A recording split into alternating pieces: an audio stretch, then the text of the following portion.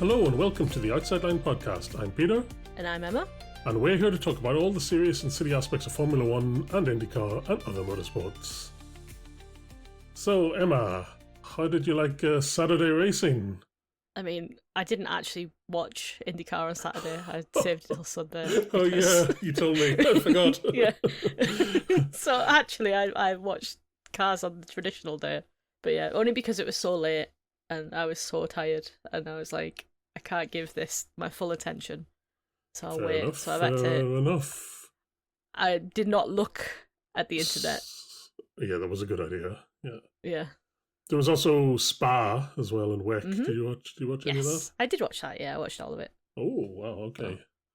So that was a good little Saturday treat for me. And then obviously qualifying for Indy. yeah. Also Saturday, as we'll come to. Yeah, well, so I don't have anything else to really talk about in the world of motorsport. So let's just jump straight to IndyCar. Yes. Where it was the start of the month of May, where they have to go and live in Indianapolis for 4 weeks.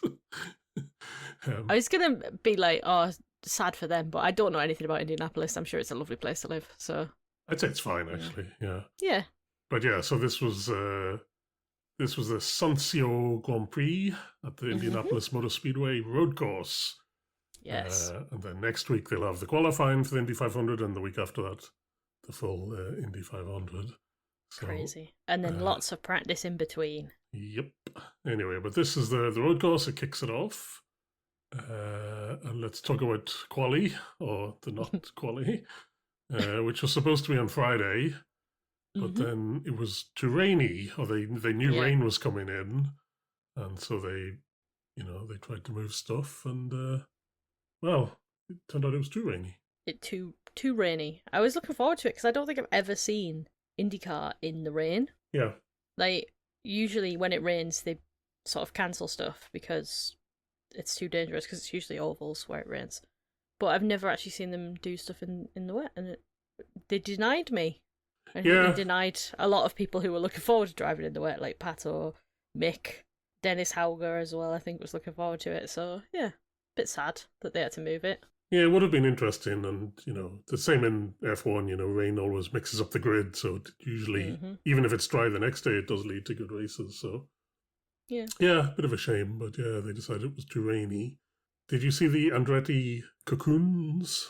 I don't know if all the cars had them, but I only saw Andretti. No. They were like big tents that they kind of, like, they look like sort of Fort's children would make around the car to keep... Oh, they sort of cocooned Ericsson in the in the thing, and then he was holding his own umbrella or something. Yeah. And they made a big deal about it when they talked to Santino Ferrucci as well, who wasn't holding his own umbrella. And they were like, you are a princess. Anyway, so that was Friday. Yeah, got rained off, so they rearranged Saturday. So they do the quali in the morning when they should have been doing the warm-up. And they didn't do the warm-up, which led some jeopardy because they didn't have as much tyre data and nobody really knew. But as we've established... Yeah, but also the tyres mean nothing in IndyCar. They just have different colours on the side. This season, it doesn't seem to be much difference between them, but yeah, they had to pretend. So, quali got going. We didn't have any timing screens, and as it turned out, nobody did, apart from, I guess, the race control, but that was weird. They were just trying to guess, like, was that a fast lap? Who knows? I mean, that's what the Fox broadcast has been like the past several races, so for the first few laps. So it was nice to see that, everyone else figured out how stressful it actually is to watch qualifying with no data. But yeah. Anyway, Group A saw Kirkwood, Dixon, Award, Ray Hall, Newgarden, and Collette get through. Scotty Mack got knocked out. As you mentioned, Award had been looking for rain because his free practices were really bad. Yeah, he was terrible.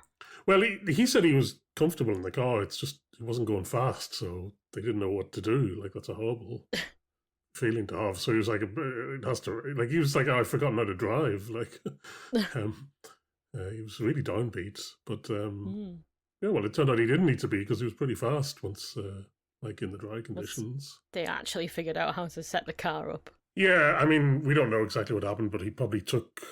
I mean, presumably they take some of the setup from Lundgaard, who was doing okay in the second session. So, well, even he wasn't doing massively well in no. practice, so obviously figured something out between. They figured something out, yeah. Group B, Palou was fastest as usual. Of course. Then Malukas, Felix Rosenqvist, Foster, Grosjean, and Lundgaard were the other 6 to get through. Poor Will Power came last, which was a bit of surprise because they always. The thing is, he's so good at so many tracks historically that they're always trying to hype him up, and yeah. Yeah, but the difference is he was in a Penske. Yeah, he's but no longer in a Penske. Yeah, I mean the car itself seems okay, right? I mean, yeah, okay, but I think getting used to you've driven a Penske for like nearly 20 years. Yeah. To here's an entirely brand new car. I think it does take a bit of getting used to, and he's an old man, Oh, poor Will. Poor Will, but he is, It takes him a little while to learn stuff. Possibly. Anyway, I was a bit of a surprise. I thought he'd do better. Yeah. At least he didn't crash. Yeah, exactly. Baby steps. Speaking of babies, like Felix Rosenqvist had a baby. Yeah. Do you know its name? Stella. Yeah, so it was a not so stellar performance from him. Oh. Do you think they called her Stella because she was born on May the 4th? And it was a Star Wars reference? No. Oh, maybe. okay. Yeah, I mean, it could be, but you'd call her Leia then. No, because that's a shit name. Yeah. At least Stella, Stella. as in, Stella, like, stars. But, Stella Artois. Yeah, I mean, it makes me think of Stella Artois, yeah. Poor kid. Yeah. Right. So, fast 12, Palou was really fast.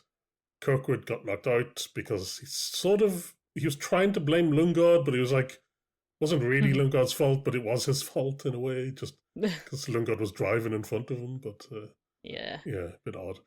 And then in the fast 6, well, Palou was just so much faster than everyone else. Scary. He was like half a second faster than everyone else. Insane. How? Yeah. Cheating.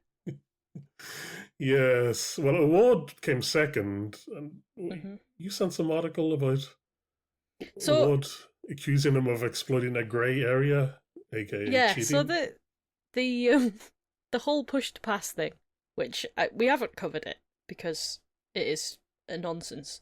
But basically, for some reason, IndyCar have been having trouble with. So the rule was on a restart, it was like a 1 lap before push to pass was enabled. Yeah. But it wasn't working like that. It was just letting them use it. And Alex Palou's been using it. Oh, really? Okay. Yes. And they said to him, why have you been using it? And he's like, well, you didn't tell me I couldn't.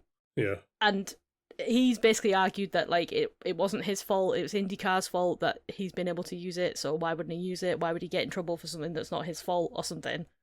And Pato basically said, well, I haven't been using it, so maybe that's why I haven't been winning. And basically implied that Alex Palou's been cheating, and I would agree with that. Oh, would you? Okay, yeah, of course. But now they've changed the rules so that you don't have to wait a lap to use push to pass. So yeah, they couldn't solve the problem, so they've just changed the rules. Yeah, exactly. Yeah. Well, I think it's a good rule. It makes it more exciting, and also it does mean that some drivers use up the push to pass a lot earlier than normal. Yeah. And I would say with Palou, he normally has like so much push to pass left that compared to everybody else, he's not really. I'm not sure how much of an advantage he was getting from that, but I think maybe if he was using like 1 or 2 seconds on that first lap from a restart, then I guess it would be crucial. There's still an advantage. Yeah. Yeah. Anyway, Palou, Award, then Felix Rosenqvist, then Lundgaard, Malukas, and Foster. Your top 6. There was some tyre strategy going on here where some people went out on new softs, some people went out on old softs, and I think Palou and Award were the only ones on new, basically, so they're the only ones competing for the pole. But as we said, the tyre strategy doesn't really actually seem to matter that much. Yeah, so let's move on to the race then. Yes, as we discussed, the new rule on push to pass meant that it was active on restarts. We had 85 laps. Yes. And so they're expecting a 3-stop race. So, stopping every 20 or so laps seems to be the plan. Let's just get to the start because it was pretty crazy. Yeah. Yeah, I think, you think we should have mandatory paternity leave in IndyCar? I mean, he probably wasn't thinking about his life outside of racing. Well, I'm just thinking, was he really tired? Was he really tired? Well, no, I don't think so, because I imagine the baby was born and then he fucked off to Indianapolis. So I don't think he's actually had any time with the baby. Yeah, so race starts, goes into first corner, Felix Rosenqvist locks up, smashes into Award, spins him around. Then Scott Dixon crashes into him, and then Colette crashes into Dixon, and the two of them get stuck together. And so big mess. Yeah. Rosenqvist, just a silly mistake. Yeah, and he owned up to it later. He said that, it was all on him. So, yeah. Fair enough. Fair enough. I mean, he did it in a big roundabout way where he was like, I never make those mistakes. It's really not like me. I don't do that. But yeah, then at the end he said, but I guess it was my mistake. Like, yeah, I suppose. Me, so. Yeah. But it wasn't Pato's fault, was it? Well, no, exactly. Well, yeah. I mean, it was nobody else's fault. But... yeah, so that sort of messes up Award's race. Although I think they mess it up themselves later a little bit as well. But yeah. Yeah, and yeah, same Dixon and Colette. Not good. Yeah, Felix Rosenqvist got a drive through, as did VK, because VK got a puncture, but so he had to pit, I think, onto the safety car that came out. But then if you pit onto the safety car, you have to go to the back of the field, and he didn't do that or something. And so then he got a drive through for not being dead last. I think he was still pretty much last. What a shit time, honestly. Yeah, exactly, yeah. Presumably the puncture wasn't his fault, so... yeah, I don't quite know what happened. I know he ended up with his front wing, underneath his car, so obviously someone in front of him cut across or something like that, but I don't know who was in front of him. It's probably someone like Stingray Rob or whatever. They didn't show it, but yeah. We just saw him limping back, yeah. So, as I said, we got the safety car. A few people... basically whose races are a bit ruined, like Award and Dixon pit to go slightly off strategy. Power pits as well because he's at the back anyway, but it just gives them options, doesn't it? Like if you're in last, just pit. Even though it's only 4 laps different, but I guess fine. So we restart on lap 6, Blow in the lead with Malukas and Kirkwood behind. And then what happens? Rasmussen, he has some damage. He pits for repairs, so he's basically out. Although they send him out a bit later for 1 lap or something. I think he comes out for 3 or 4 laps, because it does come up on the timing thing that he's 30 laps down, and then he just sends, obviously can't be bothered, so just comes back in. Yeah, I guess maybe it's because, you get points all the way down to, P whatever. Maybe he was, trying to make up a place or something at that time. But I think he wouldn't have been able to make up a place because there were people who retired way after him that he'd have to keep going for too long, finish the entire race, and I think they just gave up by that time. Yes, so Kirkwood makes his way up to P2. He's on a charge.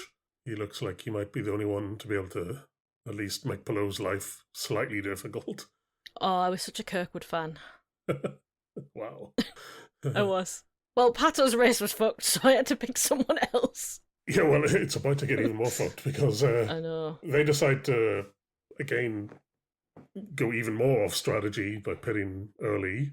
Even though he'd pitted only on lap 4, he pits again on lap 18, a little bit earlier than the rest. It's a bad stop as well. Wheel nut problems. Yeah. which is something you see quite a lot in IndyCar, because it's not the only time we'll see it this race as well. So. Dixon as well, of course. Well, he was in that incident as well. He also pits quite early and goes off strategy. Yeah. Then we get to the big incident. Lap 21 or so, Alexander Rossi slows down and stops on the pit straight. Yeah. It turns out they only have local yellow flags for this. Yeah. Pretty much everybody assumes it's going to be full course yellow and safety car immediately. Even the Fox graphics. Yeah. Yeah, you're getting ahead. Yeah. But it seems race control would rather Rossi die than Pelot not have the opportunity to pit, basically. Exactly. No, it's a mad situation. So, like, cars, even under a yellow flag, they're still flying past Rossi at like 100 and something miles an hour. Rossi just getting out of the car. He's like giving out to the people with the flags. Like, why is this full course yellow? Like, it's their choice. Yeah. But pretty mad. But yeah, so I mean, it's not the first time we've seen race control in IndyCar basically delay the full course yellow to allow some people to pit because I guess their logic is they don't want to screw the race up. But I'd rather someone have their pit stop fucked than Alexander Rossi be splatted on the side of the road. Yeah, exactly. Like, I know they're trying, let's try and make it fair and stuff, but to quote one of my favourite Disney films, fairs are for tourists. Like, just safety is more important. Yeah. So crazy decision not to immediately go. I mean, that's... It's absolutely bonkers, and it's I remember the last time it happened as well, when it was Ericsson, wasn't it? And he was parked on the top of that blind hill. Yes, and they were like, "Oh, let's delay." Yeah. And it was shocking then, and it's even more shocking now. So shouldn't happen. Don't want to see it happen. Yeah, I don't really get the race is already like random luck has already kind of come into it by the fact he stopped. You know, you're like, I don't think you're making it better. Or like, you shouldn't. If you're race control, you should just like you shouldn't get involved either way, right? They shouldn't just be like, "Oh well, Alex Palou hasn't pitted yet. Good." Fuck his race. Well, as it happens, Pelot and Kirkwood don't pit. I know they don't anyway. Malukas, Rahal, Lundgaard, and Foster, they all pit. I'm guessing that Pelot and Kirkwood assumed it was full course yellow and didn't, and their teams assumed it because, of course, it should be. It was obvious it should be. So I think they didn't like. Yeah. Otherwise, like, they're crazy not to have pitted. So yeah, very odd. Just absolutely insane that they didn't just throw the full course yellow immediately, because, you know, it's a long straight, it's a fast straight, and as we know, yellow flags don't mean anything. No one slows down for yellow flags. They lift off slightly. They don't slow down. Yeah. It's just dangerous. Yes.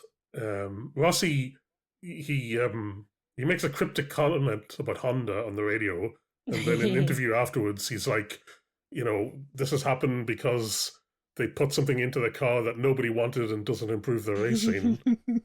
I think he was talking about the hybrid. He's talking about the hybrid, yeah. And he said thanks Honda, because Honda were the ones that pushed for it so that they would stay. Yeah. So yeah. He's got his own podcast, so he's going to have his own attack mode on his podcast. Yeah. But he was fuming. So it's like IndyCar and F1, you know, hating on batteries at the moment.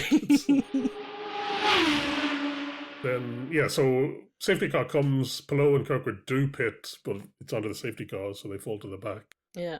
So, big disruption to their race. At this point, Will Power is leading the race because he's on this crazy why not? mad fuel save strategy. Race restarts, lap 26 or so. Lundgaard starts making up some places, passes Rahal. But we only get a couple of laps of racing because we get another big incident. Yes. Actually, two incidents, although we didn't actually get to see one of them, so I'm just guessing what happened. Yeah. But the main one was Stingray Rob. Mm-hmm. For no reason. Just being the Stingray. Yeah. He crashes into Ward, who crashes into Simpson, who Felix Rosenqvist gets like launched Drives into over. the air. Yeah. Yeah. So a big dramatic crash Mhm. with Rosenqvist launched into the air. Alex Blow has to take. He's really Goes cautious. on the grass. He takes a big long detour on the grass, whereas Yeah. Kirkwood is like, well, I'll just go around. I'll just go a little bit. Yeah.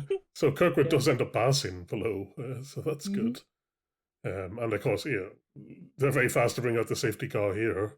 Yeah. The other incident seems to be Armstrong hitting Grosjean or getting Grosjean. into something Yeah. with Grosjean. Yes. Armstrong got a penalty for something that happened this lap. But, yeah, and Grosjean had damage. And Grosjean had damage, so yeah, we have to guess. We can only assume. Yeah, something happened. You know, Stingray Rob didn't get a penalty for that, by the way. That's wild. I was looking up the penalties afterwards, and it wasn't listed anyway. That's crazy. Yeah, I mean, what else could it be? I mean, if it was him just locking up, maybe. Yeah. Well, it was, but like he still lost control of the car and caused a crash. So yeah, I mean, he still get penalties for that, even if he didn't mean it. But it wasn't racing incident. Like, it wasn't. I mean, he was being overtaken, I guess. But I mean, yeah. Anyway, whatever. Yeah, very strange. Oh well, actually, sorry, I tell a lie. Rob, he did get a penalty, but the penalty was for doing a full service in a closed pit. Oh, okay. So I don't know if they're like that's a penalty for everything. Like, you've already got that, and that's what we would give you anyway, the drive-through. So, no, give him a second drive-through. Yeah, well, maybe they wanted to isolate him, get him as far away from all the other drivers as possible. To do 2 drive-throughs, so you don't end up anywhere near anyone else. Yes, I think under the safety car we do see Will Power pit and Award pit, and they're going to try to get home on just one more stop, which is like 55 laps. Ill-advised. And as we said, the normal strategy, you do about 40-something laps, like with just one stop. So they're going to really, really, really have to feel safe. Yeah. Seems like maybe not the best strategy. Terrible strategy. Because, like, if you look at Pelot and Kirkwood, their strategy is more get in free air and go fast. Don't feel safe, right? I mean, that seems, maybe that's what they should have done. But yeah, so that's Willpower and Pato Award. That's their strategy. We do get the restart then, lap 32. Malukas is leading. Lundgaard just behind him. Yeah, this is when Kirkwood and Pelot decide to pit early to get in the clean air. So lap 38, Pelot pits, and then Kirkwood has a decision to make. Because he's making his way up. He's already in P8 at this stage. So he's doing some good overtakes. Yeah. Making up spaces. And then Pelot pits. Then Pelot pits, and then Andretti have to make a decision. And it's what, Wanza versus Herta? Is that the two strategists?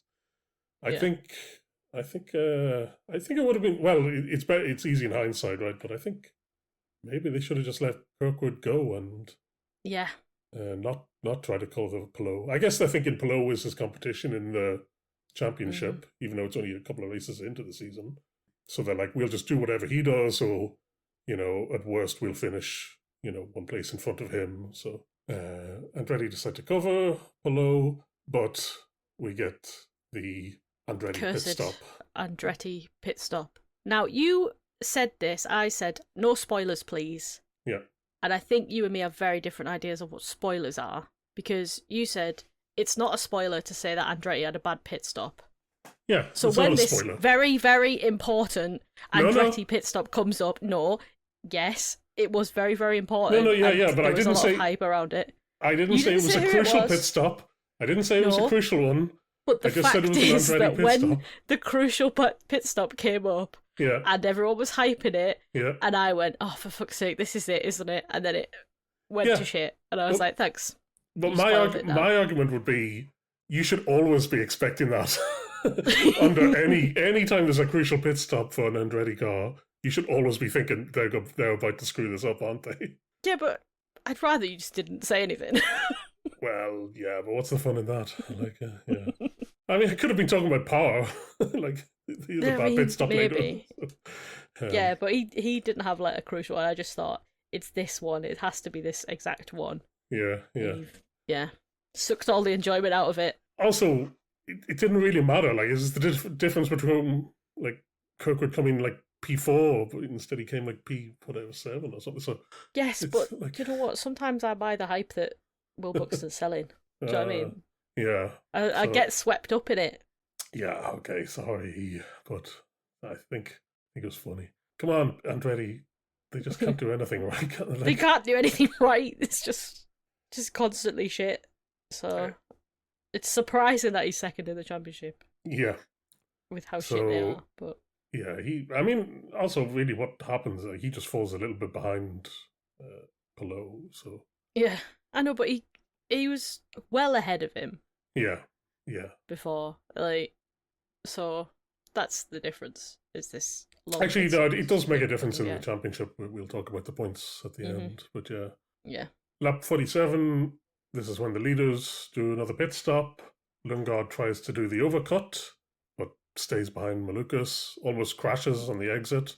Which, again, we'll see that again later, won't we? Yeah. Oh, actually, really quite soon, because it's Ward and Power on their mad fuel-saving strategy that are the next ones to pit after these ones. And Will Power completely screws up the exit. Oh, he locks up and goes off. But yeah. That means that he crosses the white line before he gets to the end of the white line. Yeah. And therefore he gets a penalty. Yeah, and IndyCar have the cameras to spot that. Yeah. They can actually see people crossing the white line before, and we don't have to do it after the race. Yeah, I mean, it was pretty obvious. Like he does well not to put it in the wall, but like it's yeah. Yeah, the fact that he managed to go back on and then cross the line as well, like yeah, properly. But so poor Will Power on his mad fuel stave strategy. He gets a drive-through penalty, and then that's his race screwed. Then we come to the final pit stops for the kind of normal strategy. Mellow pits quite early, 5 laps earlier than everybody else, and he's already up to P5, so I was getting scared at this point. Me too. I was like, he's not going to do it, is he? Like, it cannot be possible. He's going to cheat his way to a win again. Well, he also had a ton of push to pass. So like, So maybe there's something fishy going on there. But... I think there's something fishy going on. I'm going to keep saying it until it gets found out. Yeah. I mean, you think everyone would be looking for it by now, so they would have found it. Anyway, leaders do pit. Lundgaard goes for an undercut this time instead of the overcut. It's quite funny because Ray Hall, who's still in third at the stage, he also decides to pit, and his pit box is right in front of Lundgaard.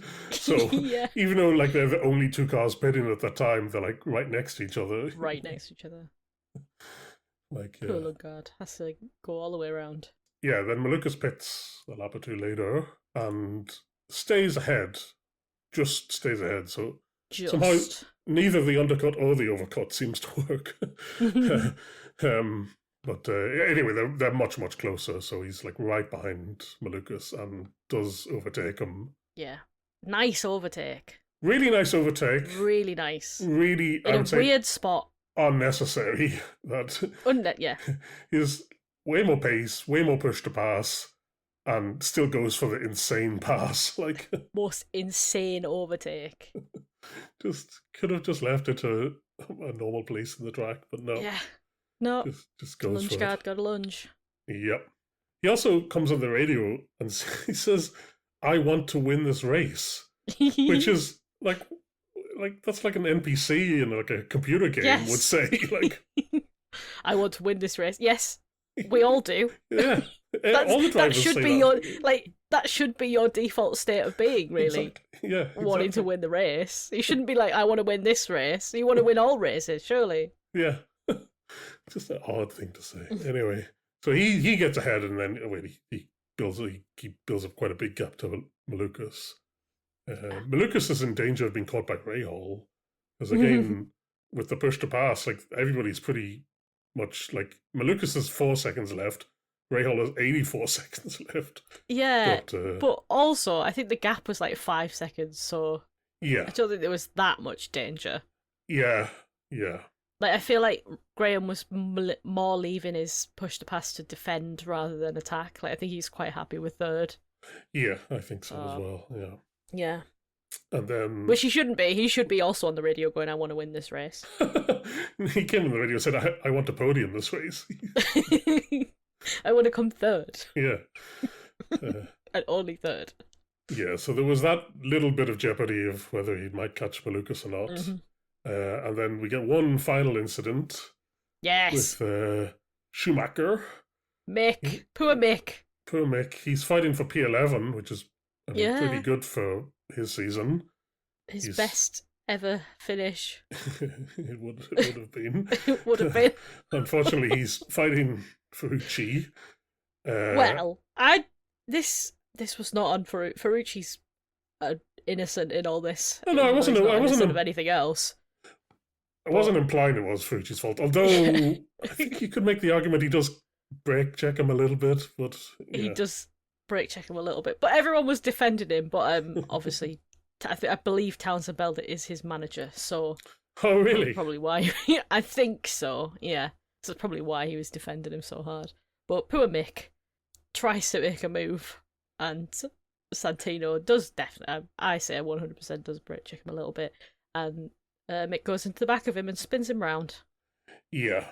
I think Mick he's trying to set up a move for the next corner, so he's really, really close, and then Ferrucci is a bit slower than anticipated. Yeah. Whether on purpose or whether maybe just that's the way he decided to take the corner, but Schumacher goes into the back of them and gets a drive-through penalty. Poor Schumacher. We also learned that Schumacher needs wrist surgery, that his wrists got fucked in the first race, and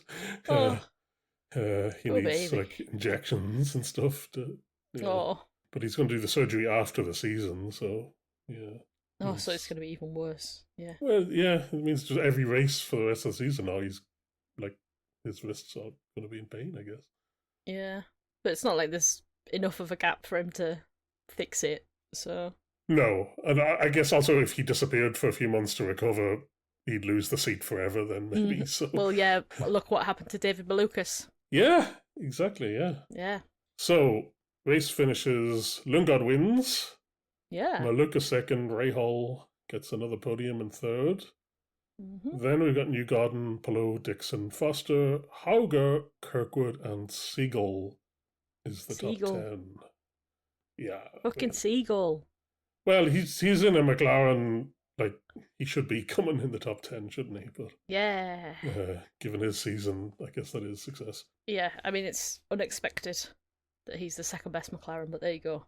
I think it's happened quite a few times this season because one or the other gets, like, has a terrible race. So, yeah. Because they're actually competing for something. Yeah, but so McLaren, I guess Lundgaard gets his first win for them. That's big deal. Mm-hmm. Living up to the potential, even if it is one of the courses where he's known he's actually good at it. Yeah. But I think Lundgaard is, well, he had a very good start to the season last year and then dropped off, so we have to see. But, he is looking a lot more comfortable now in McLaren. Awards. Well, I said to you, didn't I, that I've gone off him. Yeah. Since he joined McLaren, so he obviously wanted to piss me off. Yeah, it's because he's challenging your Golden Boy award. Yeah. Just another race where he's really unlucky. Not his fault, and Well, I think even if he wasn't unlucky, they'd have fucked him on strategy anyway because that's what they do. It seems that and he had a bad pit stop as well with a wheel nut and. No, it all went wrong. Dixon, he went for the fuel save strategy, but he's the only one basically. So he's in the incident at the start, the same as Award, and he made the fuel strategy save work. So he did really well to get into what's that, P7, P6 maybe? Yeah, P6. Wow. Yeah. Yeah, really, really good recovery for him and Palou, both Chip Ganassi. Good recoveries. I still think the fuel save strategies are the worst, though. Well, for who? So For for everybody except the everyone, driver. I just think like fuel saving is just shit.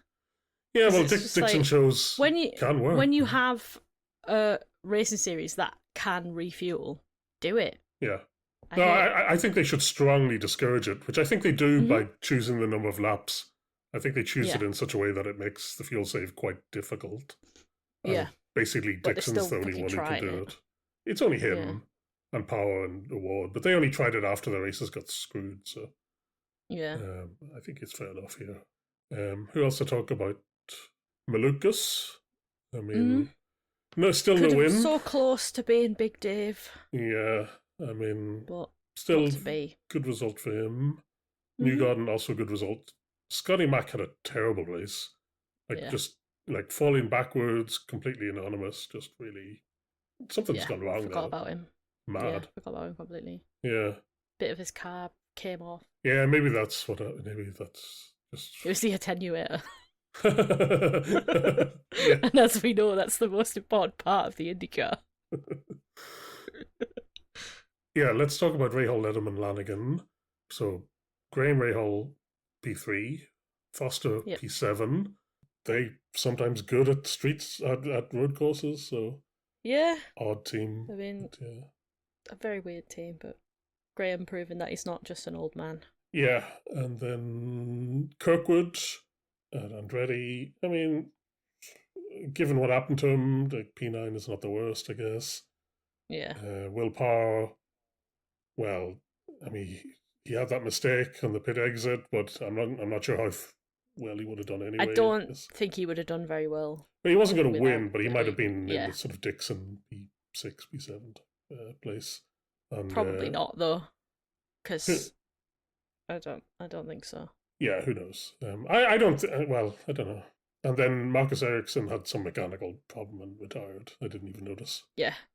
Yeah, they never even mentioned it. Well, they mentioned it after it happened, like, oh yeah, and by the way, no one cares about Marcus Ericsson. We touched on it earlier that Grosjean had his race messed up, it seemed, by Armstrong.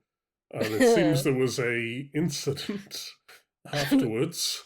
Well, there was an almost altercation, let's call it.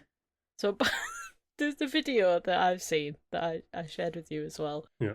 Was all of Marcus Armstrong's pit crew surrounding him and Romain Grosjean basically squaring up to them. Yeah. But apparently he said that he was gonna punch Marcus or something. So that's why they were like, no, you're not coming in. And he said, no, I just want to tell him that I want to punch him. I've never punched anyone in my life or something like that. Yeah. It's just a weird thing to say, honestly. Like, what? Which are you going to tell him that I want to punch him? That's weird. That's a weird thing. I know he's from Switzerland, so he shouldn't be starting. Like, he's French, isn't he? But Swiss flag. But shouldn't really be starting fights with people. No. But I wasn't very happy. Yeah, it was quite a. Like I watched that video, but I had the sound off, and it looked kind of pathetic. So it's just the like the head pit crew guy of Marcus Armstrong is apparently like an ex-NFL guy or something. So he's just like squaring up to Romain Grosjean, who is quite short because he's a racing driver. Like, no, you need to step back, man. You need to step back. It's so funny. IndyCar, good. Yeah. Yeah, so in the championship, Pelot still leads. He extended the lead over Kirkwood by 9 points, I think. Great. So yeah, and well, he's 27 points ahead at this point. And then, I mean, it's still too early to really say anything, but like Malukas and Lundgaard have also kind of moved up to like third and fourth, but they're still like, 60 points behind? Yeah. But it can change, one race can change, can't it? So, yeah, we'll see what happens. But yeah, even when like Pelot's race gets completely screwed, he still ends up. It still benefits him. Like, he still extends his lead. So yeah. Oh yeah. Anyway, we got Indy 500 next. Yeah. So qualifying next week. Yeah. Could be good. Did you watch any of the Indy Next? I have No. 3 things to say about it. Go on. One, Juan Manuel Correa, he slept in and missed free practice. Yeah. He says the Airbnb that he was staying in lost electricity, so his alarm didn't go off. Crazy. Also, why are they staying in an Airbnb? Like, who's booking an Airbnb? It's like, yeah, stay in a hotel. Yeah, surely. I mean, it's not like the other ones where they're like they don't race on Indy 500 anymore. They don't do an Indy X-race, so it's not like he has to be there for like 3 weeks like all the other drivers. So yeah. Anyway. Yeah, but maybe he wants to be there for 3 weeks. I guess maybe hang around. Yeah. Learn something, I suppose. Yeah, learn things. Fine. Yeah. Still, I thought it was funny. Well, both things are funny. Then Enzo Fittipaldi won the first race. Crazy. And then, do you remember we were talking about Timek Kuharczyk, Polish driver who's done pretty well, and we were joking that they were going to rename him like Timmy Spoons or something. They have given. They're calling him Timmy Kachow. No. Yeah. That's unbelievably racist. Yeah. Anyway. Oh, I hate it. I hate Americans. Sorry, American listeners, but between this and Teddy Porkshops, come on. Yeah. Teo Porcher's not even a hard name to say. Yeah. Timmy Kachow. Timmy Kachow. Anyway, he won the second race, so. Great. Kachow. Kachow. Okay, let's talk a little bit about WEC. So there's 6 hours of Spa. Yes. Spa-Francorchamps. So I watched the first 2 hours and then the last 20 minutes. But obviously some stuff happened in between. Well, I was watching IndyCar quali in the middle, and I missed quite a lot. Oh, right, okay. Well, apparently, so. Basically, as far as I can tell, I missed a lot of safety cars, but that's to be expected. There's a lot of safety cars, a lot of incidents. But I will say, like, the last sort of hour was very good. So, quali in the hypercars, Maltha Jakobsen got pole in the number 94 Peugeot. So he's having a good season. I mean, even though it's only 2 races in, I think he's done pretty well. And that's Teo Porcher's team, as it happens. Yes. Teddy Chops is driving for them. The race starts, but it's actually the number 12 Caddy that gets in the lead. Yes. But we got a very early safety car because the number 77 Ford Mustang car in GT3, it just spins out for no reason onto the gravel and gets stuck. And that brings on the safety car. It had done a really nice overtake. Yeah. And got into the lead, and then just under no pressure, just spun himself out. Yeah, it can happen. Yeah. That's all that gravel they put into Spas, isn't it? Just, screwed him. And then he got in trouble with the race director because he didn't stay. He didn't stay close enough to his car or something. They said. Yeah. Which was apparently a rule, but yeah. But I think that it was the marshals told him to move out the way. Yeah, I think that's why they didn't get any penalty for it. Yeah, he didn't get a penalty for it or disallowed to continue or whatever. Yeah. Because the marshals told him to get away from the car, but yeah, silly. Yeah, odd. Then Nick Cassidy, after his terrible debut last time, at one point he comes on the radio and says the steering wheel's not working properly. Which he's having just stay with Formula E, please, Nick. please. It's not going well. It's scary. Like, imagine taking a Rouge flat. I know, and the steering wheel's not working. Like, even if it is working, you're not able to trust it. Like, oh my god, it's so scary. Ooh. The other thing I note here is that the number 20 BMW goes off strategy pretty early. It seems they did a short fill or something, and they're basically half a lap out of phase with everybody else. It's as it turns out, a clever thing to do. Although you never know in WEC because there's so many safety cars and stuff that could be a clever idea, could be a terrible idea, but works for them. I mean, obviously with WEC, there's you do get quite a lot of racing. It's a lot of fun.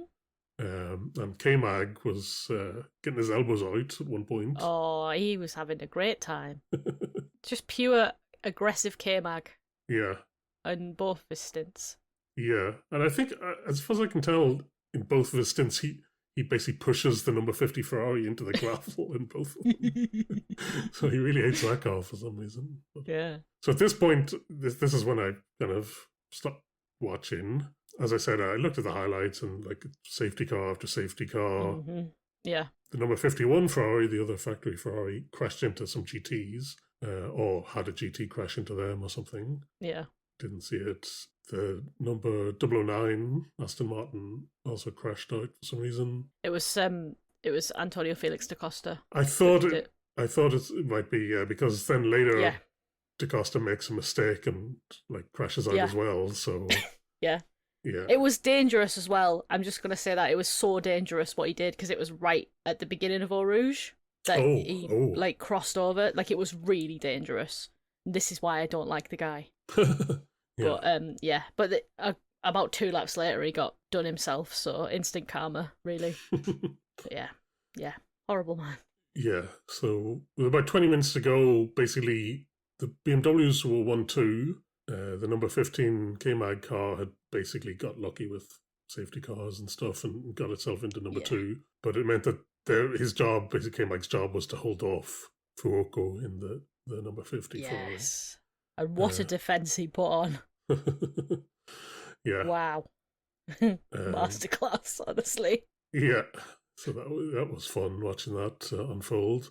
Well, it meant that the number 20 BMW, driven by Robert Frings, Robin Rast and Sheldon van der Linde, won. Yay. All ex-Formula E drivers. I was wondering about van der Linde, was he in Formula E at some stage? I think there was definitely a van der Linde. It was either him... well, I don't know if both of them have been in. Him and his brother Kelvin. I'm pretty sure Sheldon has as well, but I probably should have looked that up before making that claim. Oh well. Do you want me to fact check it live? I could do. Oh, was it Kelvin? No, I don't know. I was going to say I'll just look at the championship, but because he wasn't in the first race, he was only in this race. He's only done rookie tests in Formula E. Oh, you're close. I was close. It was his brother. Kelvin definitely has. I'm sure you that now. 90% sure. No, he was a reserve driver, I'm sure, and he stepped in for a race or two. Yes, for Cupra. Yeah, you're right. Yes. You're right, yeah. See, I do know things.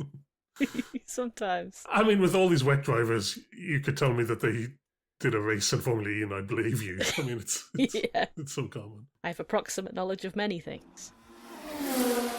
Yeah, that's WEC. The two BMWs won and the Ferrari third. In GT3, I didn't follow any of this basically, but the number 10, Garage 59 McLaren won the race. Then number 27, Harder Racing Aston Martin came second, and the number 92, Manthey Porsche was third. Yeah. But I didn't really pay attention. Do you know what? Neither did the race broadcast, so it's fine. Yeah, they never do. But then, I'm always amazed that they show you the highlights of what happened in GT3, and they know what happened because, how do you know? You didn't show it. How do you know what happened? Yeah, well, the cameras are still recording. I guess, but they know what to say. Hypercar more important. Yeah, I guess so. I guess that's the way it is. Anyway, okay, good. That was WEC.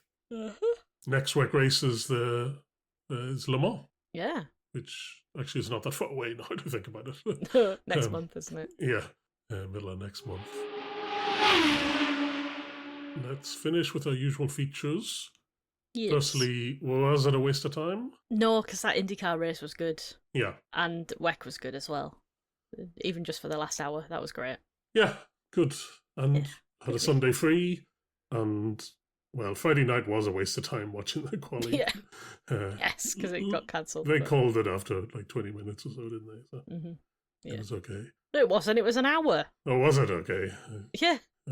Anyway, so that was a waste of time then. But yeah, great IndyCar race. Good. Yeah. Good stuff going on. And then do we have a driver of the day? Ooh. I mean, logic dictates it should be Lungegaard, but I'm going to say... Graham. Oh yeah. Good. Yeah. Started third, finished third. Pretty sure. No, he didn't start third, did he? He started like 6th or so. Yeah. Yeah. Yeah, fair enough. Yeah, I'm not going to argue. I'm not going to argue with that. And then do we have an attack mode this week? I mean, a few things annoyed me. None more so than the just shitty race decision about Alex Rossi and throwing the... Because it shouldn't happen. Yeah. And it's happened twice now where they've gone, oh, we can't put full course yellow because it wouldn't be fair to those people who haven't paid. Don't give a shit. Do not care. I think safety should be more important than anything else. And, not to rehash all the arguments that we've already made about it, but I think not throwing the full course yellow because you don't want to interfere with someone's race is directly interfering with the race. Yeah. As a whole. Exactly. And, yeah. So that, whatever that is to be angry about.